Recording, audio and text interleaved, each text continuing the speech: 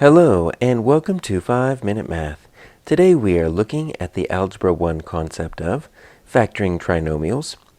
This is standard A.10E in the great state of Texas, and we are using item number 6 of the 2016 released STAAR test. If you haven't done so already, please go ahead and take a moment to pause the video, work this problem out on your own, unpause it, and we will look at our answers together. So we've got this trinomial. That means it's an expression with three terms here. And it is in the form that we need it to be in, right? This ax squared plus bx plus c. That's going to let us factor it. If we take these coefficients here, we'll say, all right, a is going to equal 2. And we're going to say b is going to equal 7. C is going to equal 4. All right, so we're good to go. We're going to use, in this video, the diamond method, even though it's not the only way to solve it. What we do here is we take our a term and our c term, we multiply them up at the top. So 2 times 4 is going to get you an 8. And then we simply write the b term down at the bottom, 7. Now over here, what we're going to do is we're going to say ax over the factors. And it's the same thing over here, ax over the factors. So we're going to say 2x over and then 2x over. And what we're looking for are factors that multiply to 8, add to 7. Well, there's not that many ways to get to 8, right? It's 1 times 8. It's 2 times 4. Now, it is a positive 8. So that is going to be important because if I'm trying to multiply to 8, 1 times 8, 2 times 4, and get to 7, I can do it if, right, it's an 8 times a negative 1, right? 8 times negative 1 will give me negative 8, and then 8 minus 1, right, would get me 7. Like, this could work, but the problem is this would give me negative 8. That's not what I'm looking for.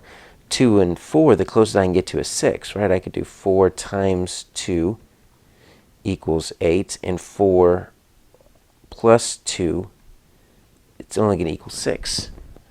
So here's the problem. I don't see any way that we can multiply two of these factors to get a positive 8. I can get you a negative 8, but that's not what I need. I need a positive 8. Or I can get you a 6, but I don't need a 6. I need a 7, and add to 7. So I'm thinking that J, none of these, might be our answer.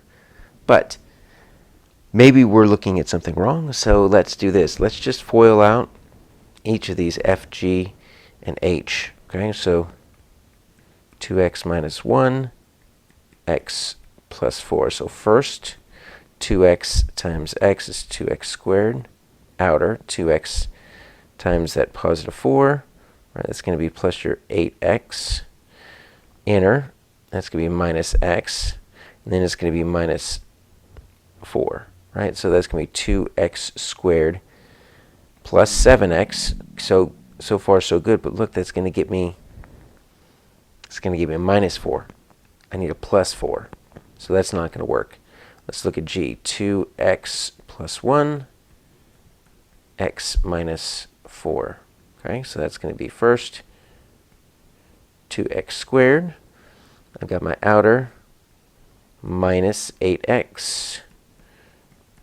Inner plus x, and now we've got minus 4. That's not even any closer. That's actually a little bit farther because I'm going to get a minus 7x when I combine these two like terms, minus 4. So my coefficients are fine, but I've got a minus and a minus.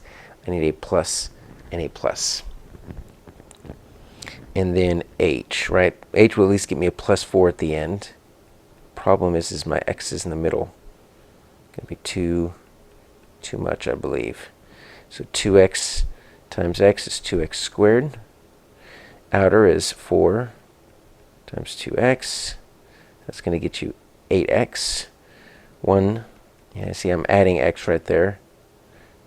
And then 1 times 4 is 4. So I can get 2x squared plus 9x plus 4.